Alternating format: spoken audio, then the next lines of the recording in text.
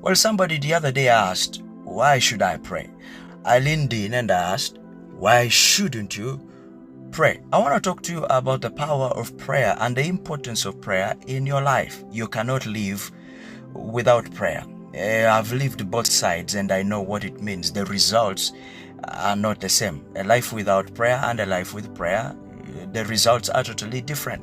Well, life is spiritual, and this is reason enough for every one of us to engage in the exercise of prayer, because this world is governed by spiritual principles. I mean, everything around us proves it to us. Ephesians chapter 6 verse 12, the apostle the other day said that we wrestle not against flesh and blood, but against principalities and powers and rulers of the spiritual world and wickedness in the high places. Hebrews 11 verse 3, it tells us that this world, by faith we understand it was created by words, and the things that are seen were created by things unseen.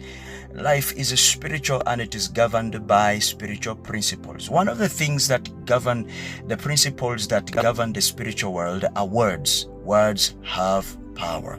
And so Jesus the other day said in Luke chapter 11 and verse 2, when the apostles came to him and they said, teach us how to pray, he told them, when you pray, say, which means speak these words. Words have power.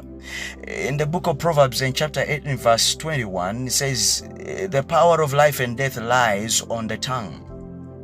Words have power. Words can kill, words can give life, words can promote, words can soothe, words can encourage. They have power. What you speak today, trust me, tomorrow will produce a harvest, because words have power. It's a seed. Words are seeds in the spiritual realm, and the spiritual realm is governed by words. And so our prayer is a declaration of words in the spiritual realm to a God that is not seen in the physical realm, but we can see him by the eyes of faith. Words have power.